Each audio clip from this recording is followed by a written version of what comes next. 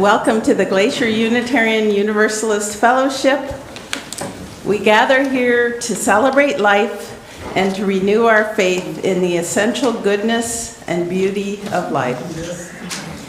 This community gathers on the ancestral unceded lands of the Salish and Kootenai tribes who are still here, continuing to honor and bring to light their ancient heritage. We gather here in a community to share an hour or two to be inspired and to inspire. We hope to reconcile and celebrate the past, be present with each other in the present, and work to create a better future.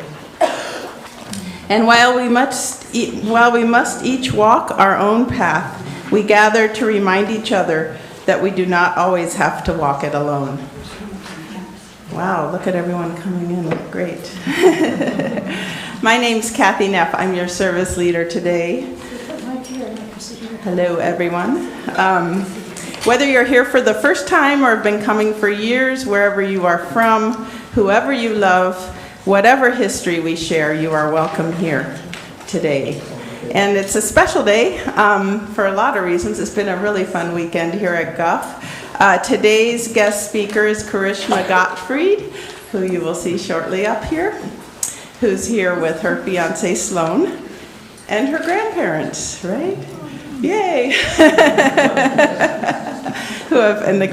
They've come up from St. Ignatius. So I invited Karishma, like a year ago in the summer of 24, because Rosemary Norheim, who's the daughter of Rob and Al, who are here, was visiting for quite a few weeks actually, and told me as program chair, I know some names of some nice young, ministers and future ministers who might like to come out to Montana. And Karishma was one of those, and it's been so fantastic to get to know her across the email conversations we've had. How many were here last year when she came November? Yeah, so she's a familiar face and voice to many of you. Well, I happened to not get to meet her then, so I met Karishma and Sloan yesterday for the first time, and it was wonderful. So happy to have them. Karishma's a third-year Master's of Divinity student at Union Theological Seminary in New York City. Exciting. And we'll be finishing in May, and the future is open. And grew up in Corvallis, Oregon as a UU, and got to know Rosemary and a whole lot of other great young people through the cons, which are the youth conferences that I know too through my brother and his kids in the San Francisco area. Have fantastic cons on the West Coast. So you'll get to see more of Karishma. For announcement, everyone is welcome to stay for refreshments. We have actually some pretty great refreshments. We'll probably put out a couple tables thanks to a wedding being hosted here yesterday, and we benefit from that. There's also coffee and tea. Following is Carol there? Do you want to talk about what's happening right after? Yeah. Yes, I didn't know we had such great refreshments, but right after the service, for those of you that are just Microphone? Here, come on up.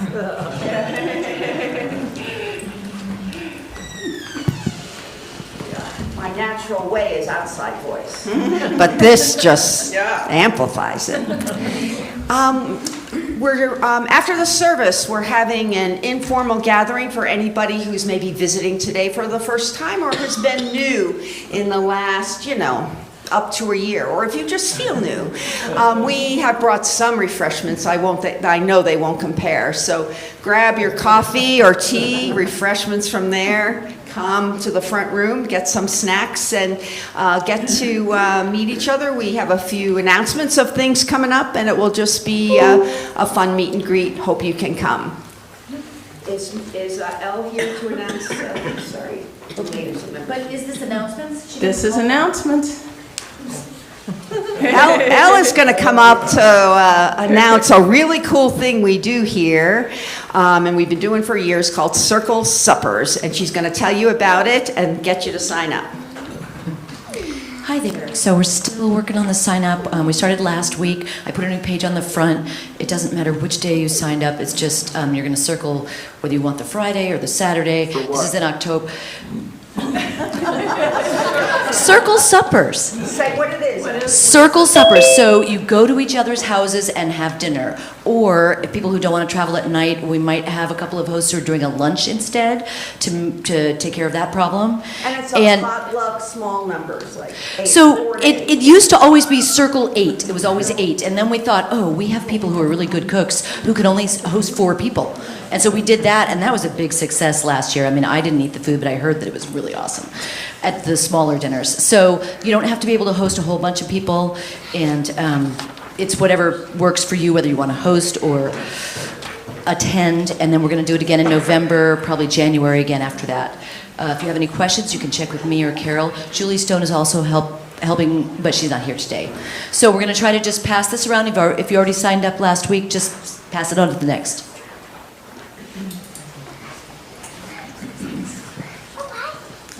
I just want to put in a word for a new curriculum we are beginning with our middle school students. It's a very famous older curriculum in the UU lineup.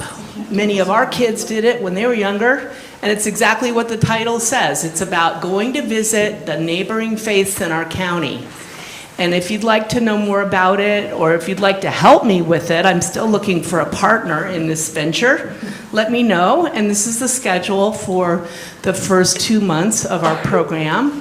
So if you know of someone in the community who you think might have a middle schooler who would like to do this, you could reach out to me and I can include them. I'd like to invite more children to be part of this adventure. So that's what we're doing.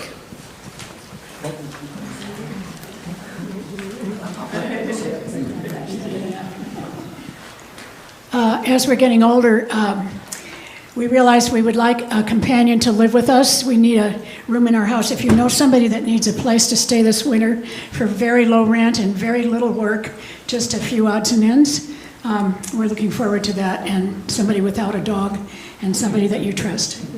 Where do you live? We live way the hell out on the Tally Lake Road. It's about a half hour.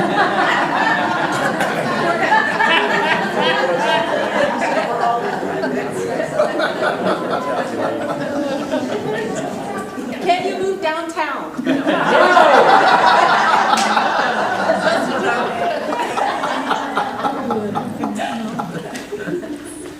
All right. Refreshments. Boy, we're all about refreshments. So I'm going to be circling these around again. Please look for your names. Okay, everybody? Yeah. Any questions about that? If it's, yes. What are they? This is for refreshments for today, Sunday, for after service. It's assignments, and yeah. What if we lost the pink slips? You're fired. There's a vacuum. That's one way to get out of it. Yeah, that is one way to get out of it. So They are on the website. I do. They're on the website, and anyone who knows me can email me or Cindy, and we can tell yeah, you. I do have a master I list. also have access. All right. You're not getting out of it. Oh, you're not fired.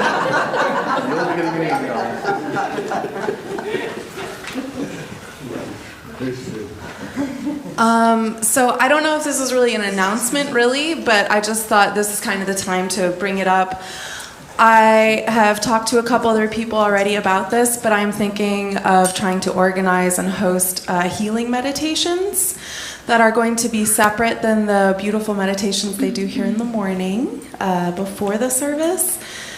But it would be healing meditations for either yourself or for another person. If you feel like you would want to be involved in that, please come and talk to me. I've been thinking about it and just hoping to organize a small group of people who might want to do some healing meditation.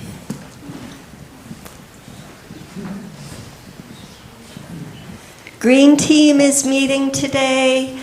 Place was to be determined. It's the kids' room, the classroom. Thanks. Right. I believe that was a wonderful set of announcements for our theme of the service, which is blessed motion. That was a lot of motion and a lot of announcements. Thank you, everyone. So I'll just say next week is celebrating the Jewish New Year, fall holidays, and Mary Wellmeyer will be leading that, and please come back. So we have Gita to come read our chalice lighting, and I'm asking Karishma and Sloan together to come up and light our chalice.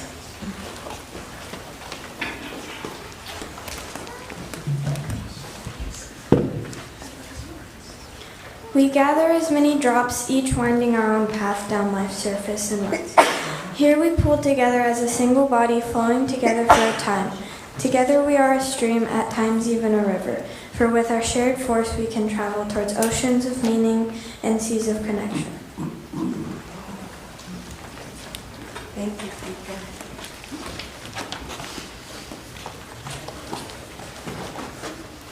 And we have a special, things are coming to me as I arrive. There's a group of 9 people who were down in Helena for our Montana UU's Moose gathering last weekend, and they have a special song for us. Yay. Right, Carol? Okay.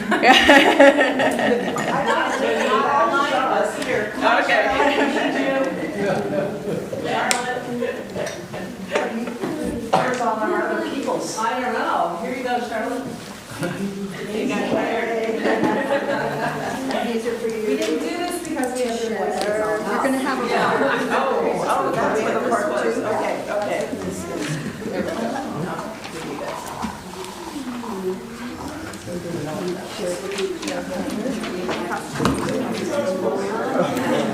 Part of the fun of the gathering, the statewide gathering, was a shared open mic on Saturday night at the original Unitarian Church, which is in downtown Helena. It was built in like 1900, right? Something like that.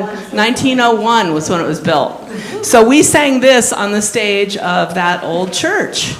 And we're going to ask you to join in on the chorus. Yeah, it's a spoof. Believe me, it's supposed to be funny. If you can't, maybe. It might be sad. Whatever. There's actually more verses, but we're just doing the first 2 verses and the chorus, so. Which is plenty, believe me.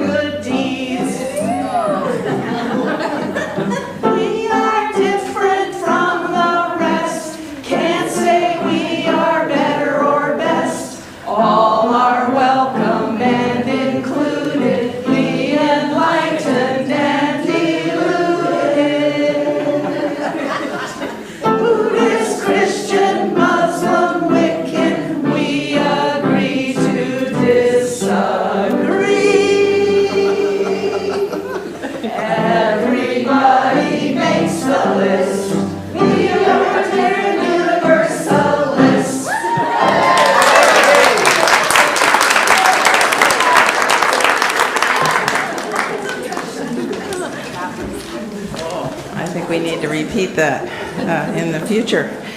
Okay, thank you. So now we will sing the hymn on the order of service, Building Bridges. It's the words are on the back of your order of service. They're also up here, and they're also in the teal hymnal. Let's sing it through. Let's sing it through 3 times. That'll be about right. And you can stand if you are willing or able or want to.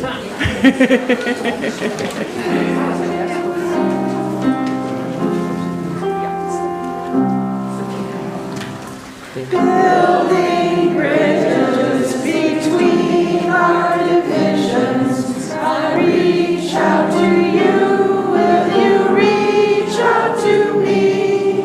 With all of our voices and all of our visions, friends, we could make such sweet harmony.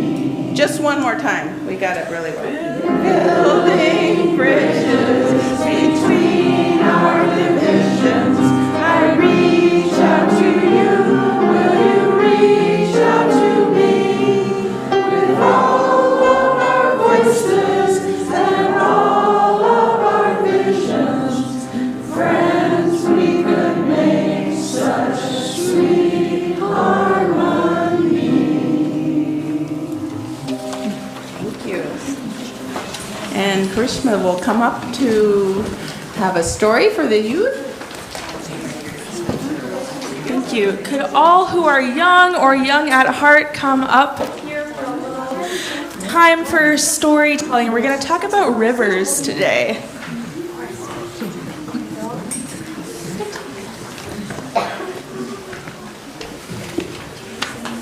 I love your dress. I love your dress too. Oh my gosh, so many good dresses. There's room over here. Yeah, there's room over here. You can come up. Okay. Okay. Okay, hi everyone. What a good turnout today. There's so many. It's great. It's so great to see all of you. So, as Kathy said, my name is Karishma, and I wanted to talk to you guys a little bit about rivers. Do you know, have you ever been to a river before? Okay, yeah, I would hope so, because there's a lot of rivers around here, huh? Can you name some of the rivers? Do you know some rivers you've been to? No. County Lake River? Yeah, lakes too. You can do lakes too. Whitefish River. Yeah. Flathead Lake, yeah. Lake 5. Lake 5. We've been to Lake 5. You've been there too? Yeah. Stillwater River? Stillwater River, Flathead River, all the different, the forks of the Flathead River, right? Yeah. What's this? Haskell Creek? Haskell Creek, North Fork, yeah. I've been, was it the Middle Fork? That I've been on the Middle Fork before. Trumbull Creek. Trumbull Creek, right, Trumbull Creek, we're on Trumbull Creek Road.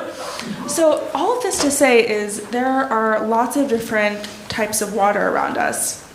And so I grew up a few states away. I grew up in Oregon. And when we think about, it's like, oh, Oregon, Montana, right, different states. And if we think about, like, with all these borders and all of this, but really all of these things are made up, right? Like the state of Montana, it's a made-up designation. The state of Oregon, it's made up. But I was recently invited to think about where we live in a different way instead of states and cities and counties and all of those things. What about if we think about the ways that the natural world forms the places we live? And so instead of saying I grew up in Oregon or I grew up in Corvallis, I like to say that I grew up by the Willamette River. I grew up in the Willamette River Valley. This long tattoo on my arm is the Willamette River, so I always carry it with me. I like to remember it. And when I was thinking about coming here, I was looking at all of the different rivers and lakes, and I was driving along them and seeing how beautiful they were.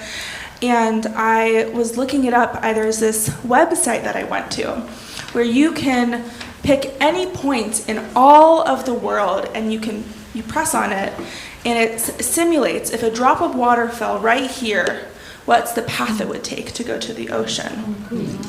And so I did one right here at Guff. I clicked it and I watched, and it was this beautiful experience of I watched this drop of water fall at Guff and then go through the different rivers and through the lakes. It went through Whitefish Lake or through Flathead Lake, and it was going all these places. And it eventually went into the Columbia River, which is on the border, if we think about borders, right, of Oregon and Washington. But really what makes that border is the Columbia River. And I was so excited because guess where the Willamette River also flows? Into the Columbia River. And so if a drop of water falls here, where all of you are right now, and if a drop of water falls where I grew up, in my UU fellowship in Corvallis, both of those drops of water will flow into the Columbia and flow into the Pacific. And so in that way, we're not from different states or from different areas at all. We're all from this area that's connected by these rivers and by the ocean, by water. And so as you go out into the world today, and the next time that you pass by a river or a body of water, or the next time it rains and you're seeing all those raindrops, I want you to remember this and think about how all of these waters and how we're all connected through these different waters. Okay? All right, we're going to sing you out to your classes now.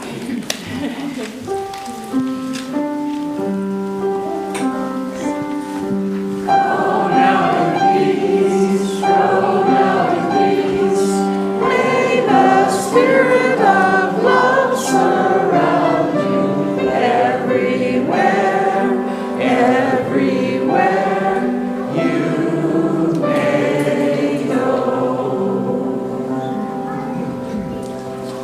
It was a lot of young people. All right. And this is the time in our service now where we share the milestones from our individual lives. This is our candles of sharing of joys and concerns. When you come up to share your joy or concern, please light a candle, and I have the microphone here. Openly share or hold your thoughts quietly in your hearts. We will listen respectfully and lovingly. You have to speak and tell them why we're doing this. Do I even know why? Perhaps I do. Actually, it turns out we've been married for quite a long time. How many years, Joe? This is our 65th wedding anniversary tomorrow.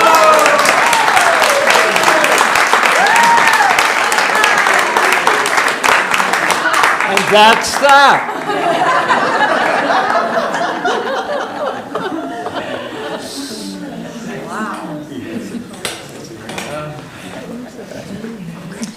I'm going to light this candle for two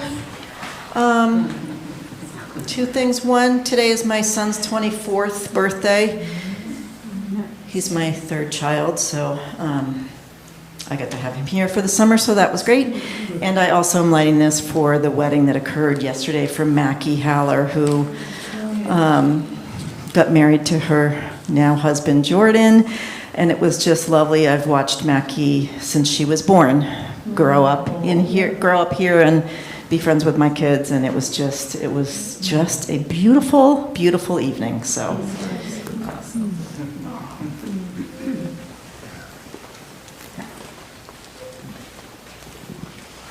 I have a joy for a couple of good reasons. First of all, I was raised next to the irrigated Los Angeles River. It's not a really, actually they put water in it to make it flow because it's always dry. But my joy is that I just had an hour and a quarter Zoom call with my brother and sister for my brother's 80th birthday, connecting the east to the west to the north without the states. And it was just so great to be able to just be there and be with each other and just enjoy that time together. The other thing is I'm really excited to know and see and view our updated website thanks to Shandy's tireless effort. And the sound system and the TV works. This is great news. Ta-da! Thank you. That's because of I'm going to light a candle for my dad, who just finished 57 days in the hospital, 54 of which were in the ICU. He walked for the first time 2 days ago in that entire stay.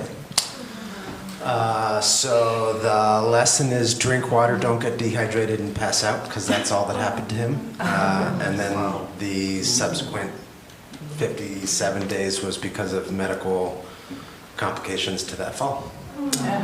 So, yeah, hopefully he's on his way.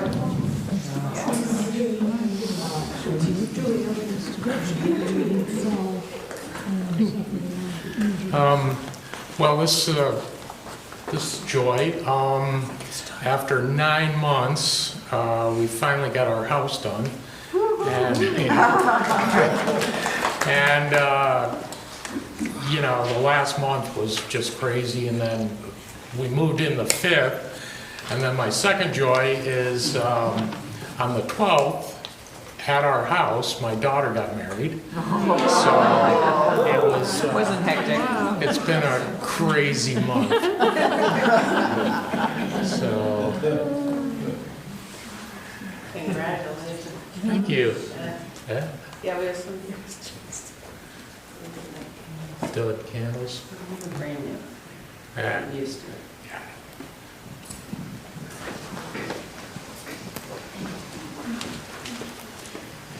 Thank you.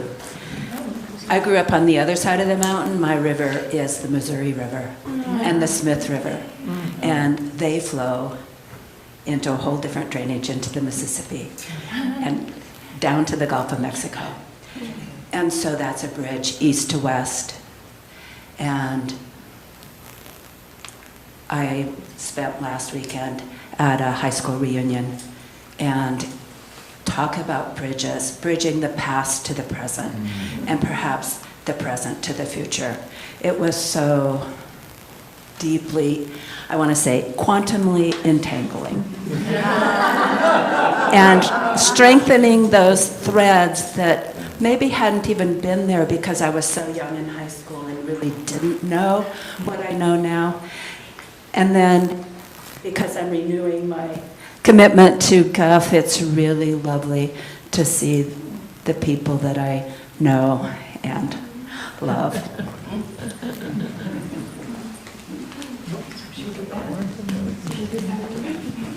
I love the start of that introduction. It really makes me think of, with our theme of rivers today, which is apparently a sub-theme. A few people I know here have had the pleasure of going to New Zealand, and part of the introduction of, even in like Congress, is to like say your home. It's the authentic like Maori introduction of the indigenous people. This is my home river is, say, the Flathead River. My home mountain is like I resonated a lot with Big Sky Mountain over that mountain over there, but. It really reminded me of that, and then how a sense of place and connection can be part of who you are more than your name or something like that. But I'm actually up here for a reason. Not just to preach about the indigenous Maori, but I have two joys. A few days ago, I had a real luxury to attend a workshop and work on get a lot of practice working on some very difficult stuff with other people and be connected. Just doing deep work with other people and having community like this there was really powerful. And I believe the last session I attended, I asked for a little support in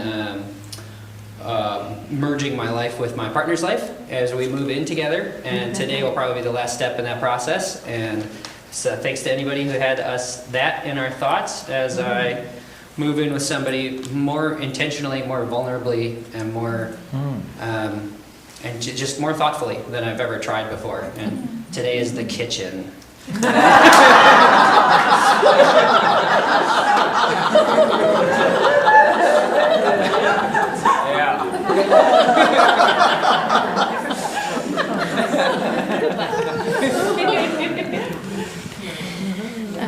I would like to light a candle for Rosh Hashanah and the start of the Jewish New Year and that season of celebration. Rosh Hashanah starts on Monday night. On Tuesday, the Jewish community will be all here, sharing the space with Miss Elena and all her students, but not really, we'll be outside. And we get to share in Kay and Bruce's tent, which is very convenient. So if any of you have children planning to get married next fall, please check when Rosh Hashanah is, and then you can have your tent. It is a particularly strange time for Jewish celebration and this idea of bridging and all of us finding where all the connections are. It's so sacred. So, Lashana Tova, everybody.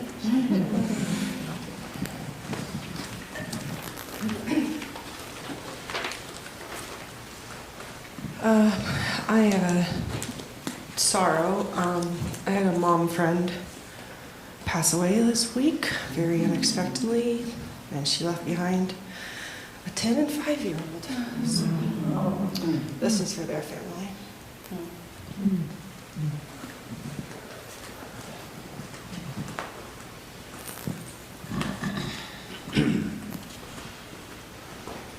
I'll light a final candle for the joys and sorrows in our hearts that we have not expressed aloud.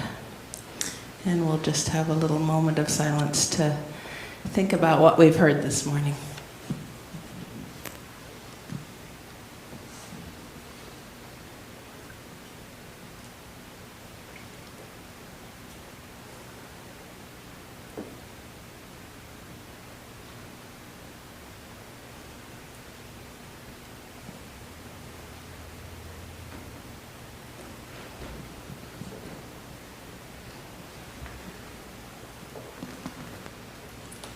Okay, so the title of today's sermon is Blessed Motion, and the reading that will lead into it is entitled Blessed Motion by Annie Zylstra. I believed in solid ground until I saw the earth in motion, in the winds of steady change and in the ever-rolling ocean. All moves on in perfect motion, all is change and ever-rolling ocean. All is moving, all is change, though I once believed that there might be somehow something firm beneath my feet. But all is motion, and all is well, for solid ground is just a myth for those who never swim in it. All is moving in blessed change, so the world we know will come and go, and everything will rearrange. So be the ground beneath that sky, tumbling round the by and by. All is change, so am I.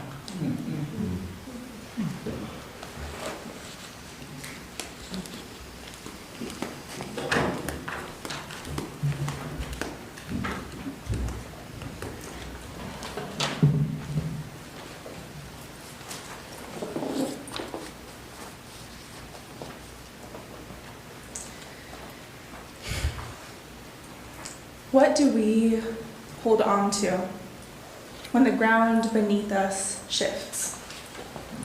This is the question I return to again and again when life feels uncertain. When grief shows up at the door uninvited, when plans fall apart, when headlines overwhelm, or when something just doesn't go the way I had hoped. It's the question that echoes in my chest when a season of life ends before I'm ready, or when a new beginning arrives and I don't know how to greet it. What do we hold on to when the ground beneath us shifts? When the job ends, the relationship breaks, the city changes, the world shifts shape. What do we reach for when the steady path dissolves beneath our feet? We are living in a time of deep motion, a time of planetary change, communal upheaval, personal turning points.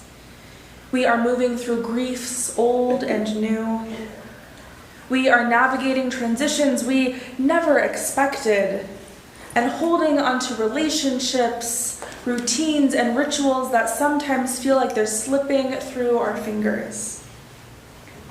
And in the midst of all of that motion, we long for grounding, for something real, for a steady place to land. I used to believe that solid ground was possible.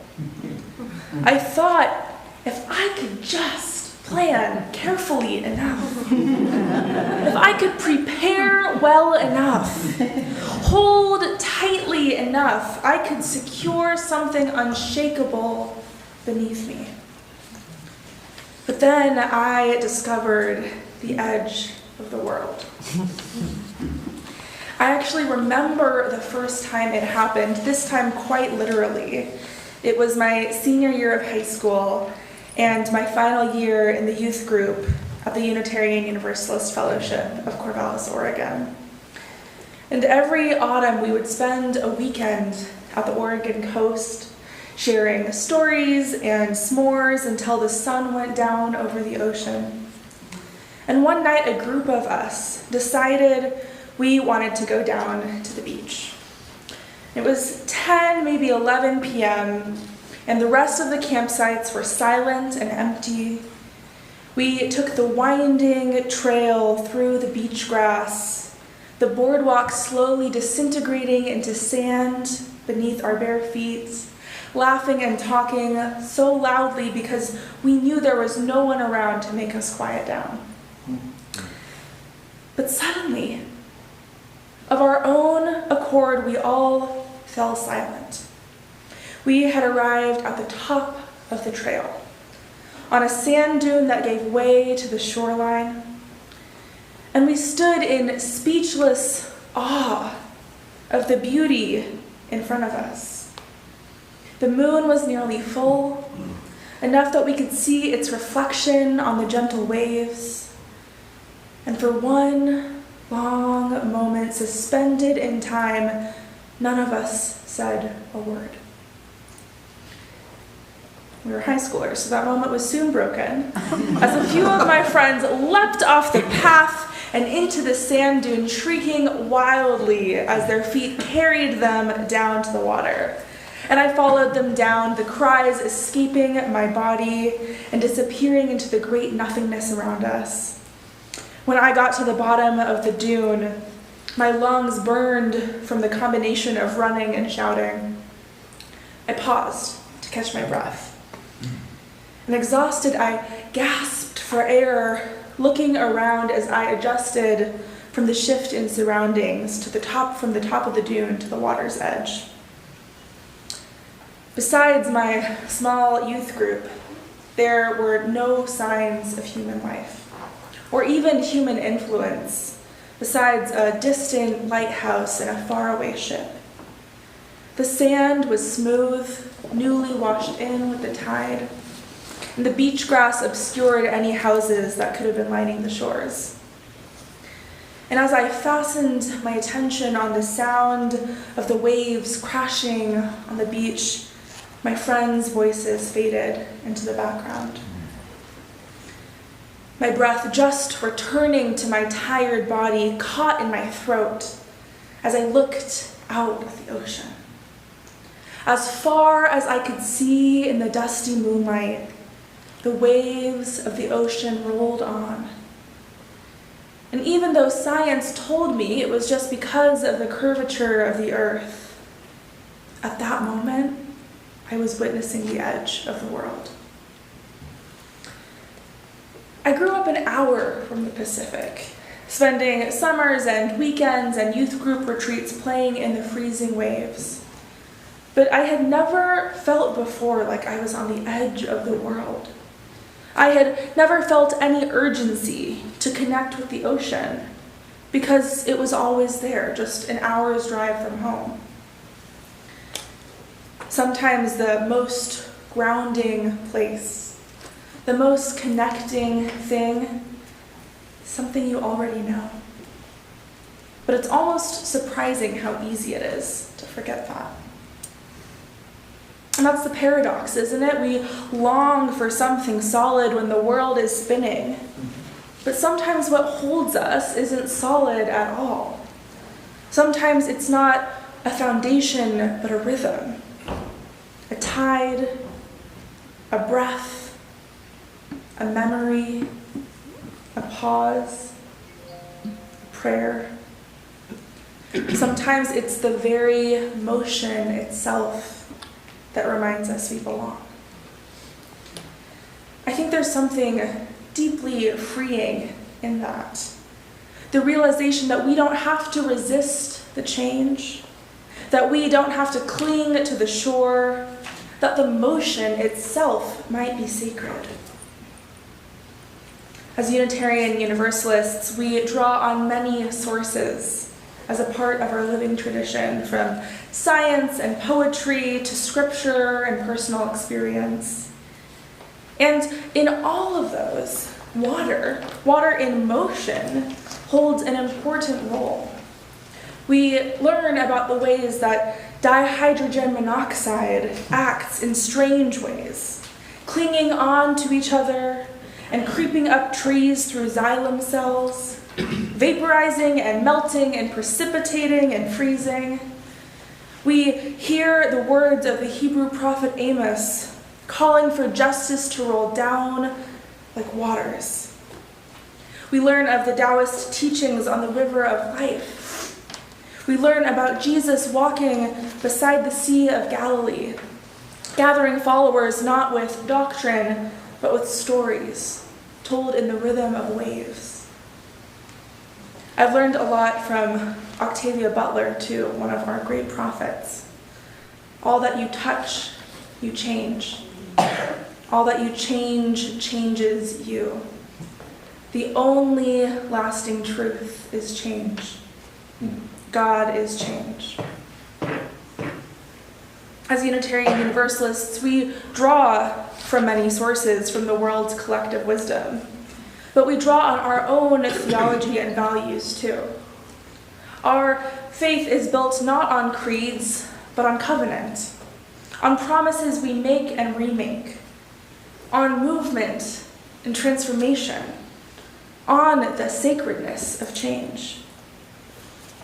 As Unitarian Universalists, we are a people of motion.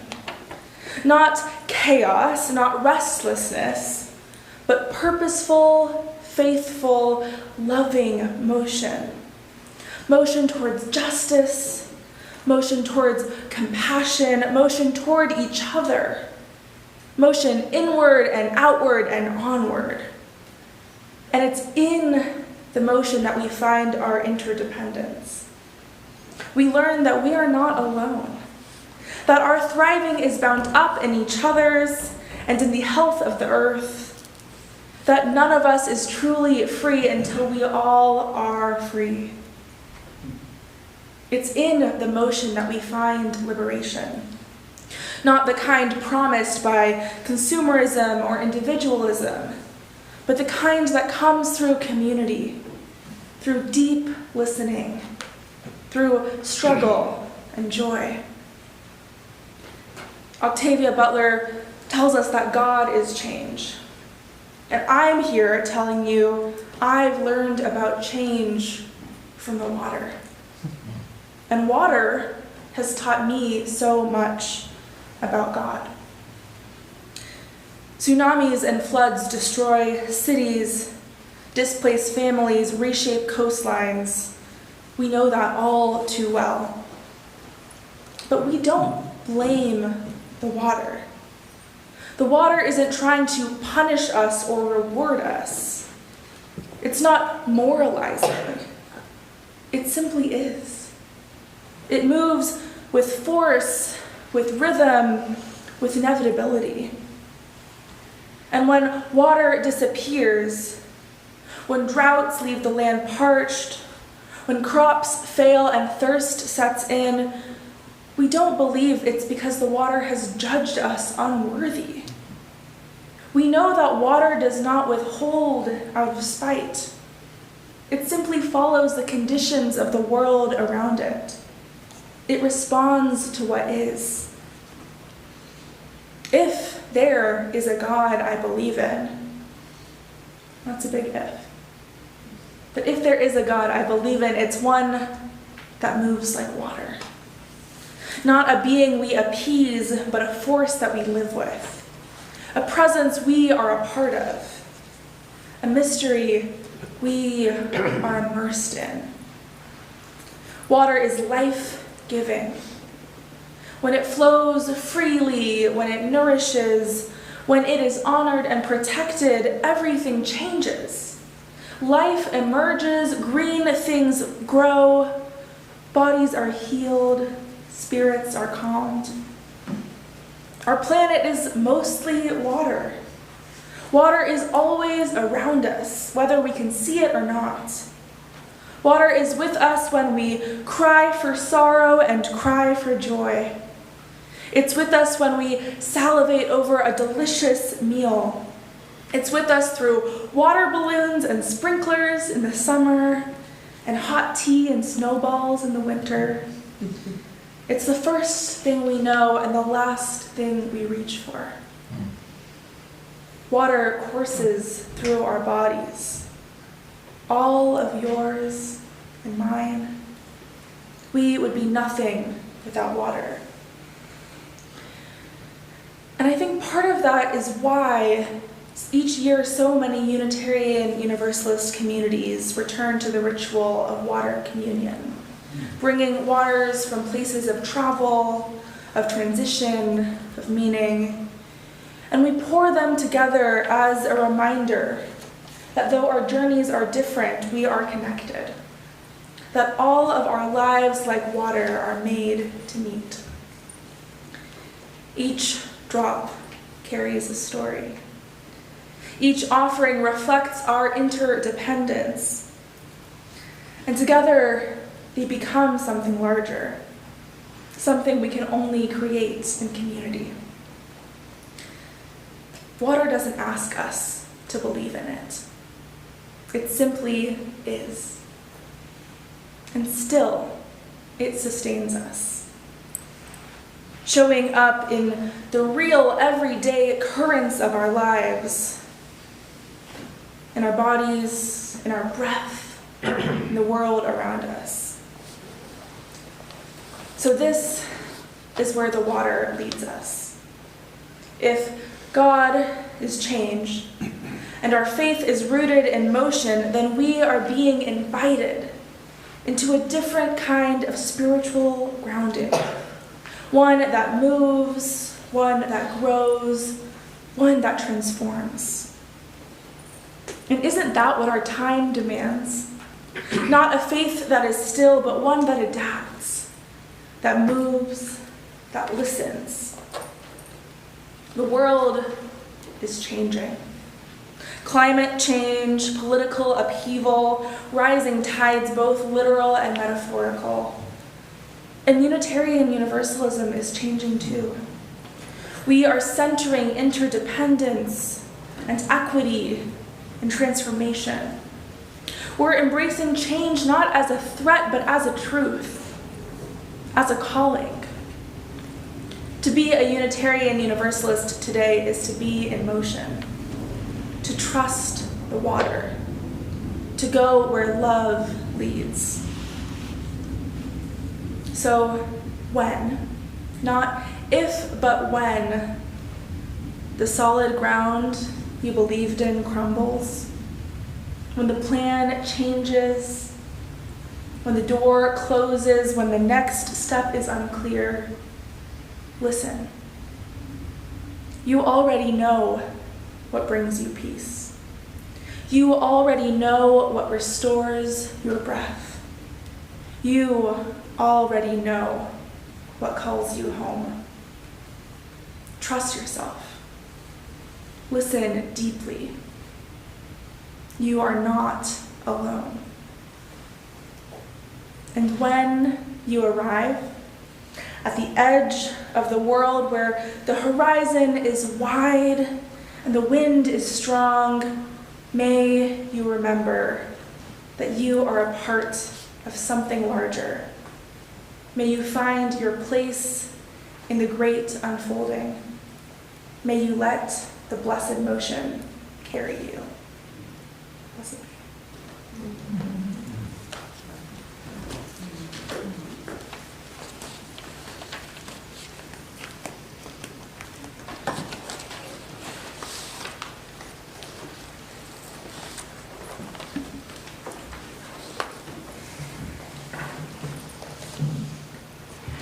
Thank you, Karishma. That was lovely. Thank you. So we will move into our offertory, and I have a nice reading to lead into that by John Saxon, and it's called The River of Community, which follows our theme. A religious community is like a river formed from the many streams of our lives that meet and merge and flow to the sea. As members and friends of this religious community, we share our time and energy, our creativity, our imagination and vision, our talents, skills, gifts, and the streams of our individual lives to create a river that is both deep and broad. A river that is made of many streams, sustains life, and refreshes the land through which it flows. But the river of this community also depends on our shared financial support that makes real our shared values and vision. Will now receive an offering for the support of this religious community and its work in the world. You're invited to give generously and joyfully as you are willing and able. And Sam and Clyde, and Phil, would you like to pass our baskets?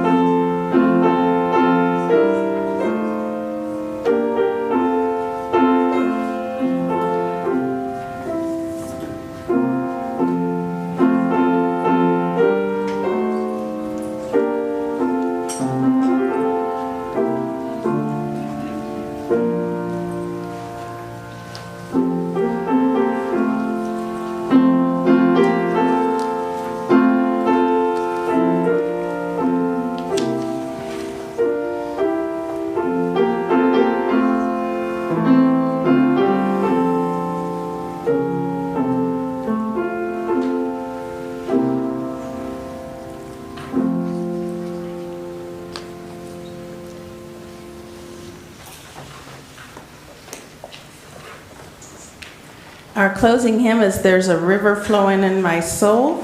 It is on the back of your order of service on the screen or in your teal hymnal. I think it's pretty simple. I think we'll do pretty well. And again, if you're if you're willing and able, we can stand and sing it together.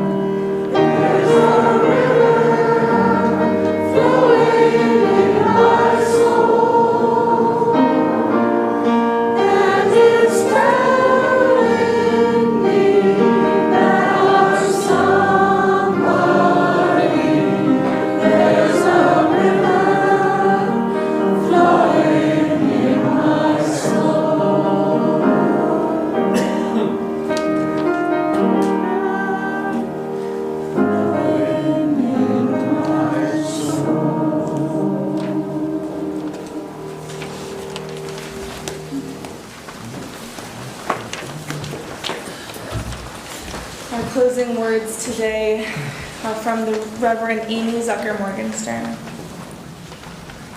May all our hours together be blessed as this one has been, by open-hearted sharing, learning from one another and making beautiful harmonies together. And may we greet everyone we encounter with the same acceptance and grateful kinship until we meet again. Blessed be.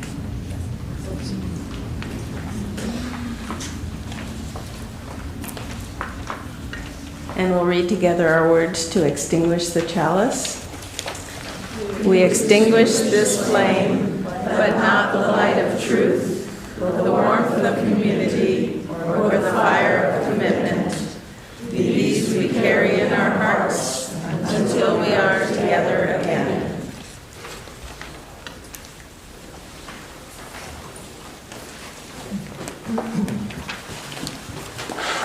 Thank you, everyone, and Dan will play our post food, and we'll bring some tables out and mingle and have some nice social time. New members or interested new members in the front room, and green team back in the children's classroom.